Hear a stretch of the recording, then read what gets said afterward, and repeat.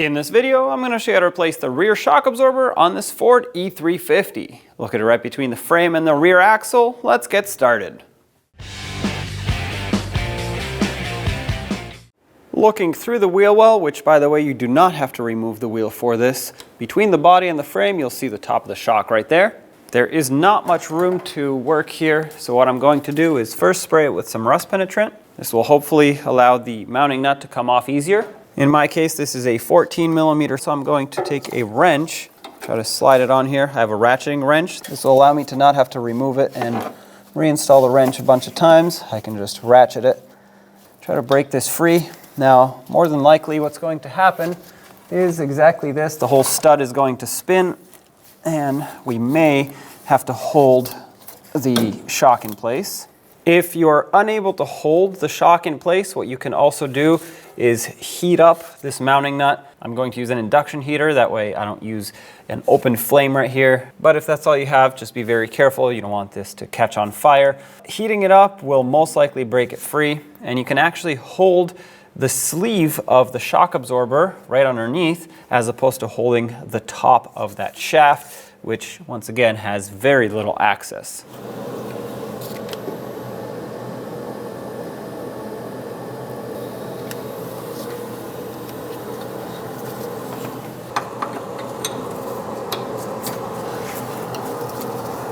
There we go.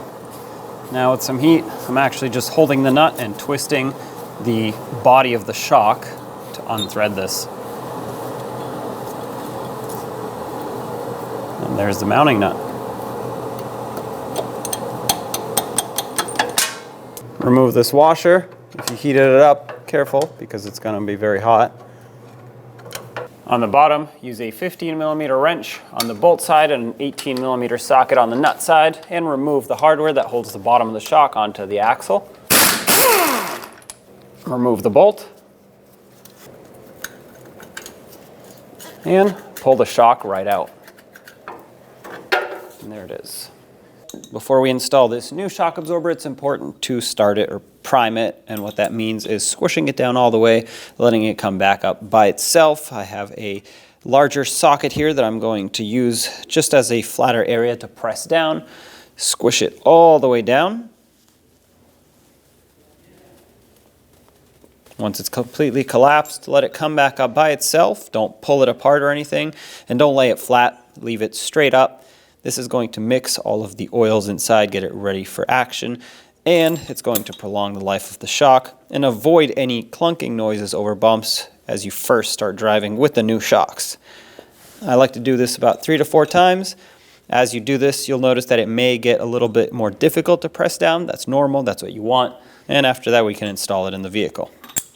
Before putting the new shock up, take one of the washers, put it facing up. I also put a little bit of grease on this shaft, that's going to prevent rust, and a bushing also facing up with this lip upwards. Put the shock in position. You may need a hammer to tap it in.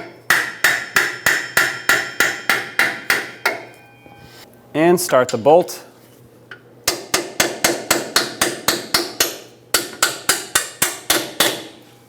Hold the bolt, snug up the mounting nut. Torque this to 76 foot-pounds. And that's it. Back up top, to install the bushing, you may need to pull down on the shock absorber assembly just to create enough clearance between the body and the shaft. Slide the top bushing on, as well as the washer. These both are facing down. And finally, the new mounting nut. Start it on. This is a locking nut, so as you tighten it, eventually it'll kind of stop tightening just because it hits the locking nylon part. This is a 16 millimeter mounting nut now, no longer a 14. And if you have a ratcheting wrench, that'll be the best tool to use here because you can slide it in and just ratchet the nut all the way tight. The torque on this is 30 foot-pounds, but there's no way I'll be able to torque it, so I'm just going to do my best and make it nice and tight with a wrench. It is a locking nut after all, so it's not going to back out by itself. Okay, this just got snug. So I'm going to grab a slightly bigger wrench so I can put some leverage into it. Hold the body of the shock and give this a couple spins just to squish that nut down and get the bushings clamped on tight. That's as tight as it's going to be. The bushings are starting to squish, as you can see. They're not expanding past that washer, but they're squished a little bit, which means there's pressure on them. That's what you want. The top of the shock is properly installed and tightened down now, so do the same to the other side. Always replace shock absorbers in pairs. When only the best will do, demand TRQ. The only company that lets you view before you do.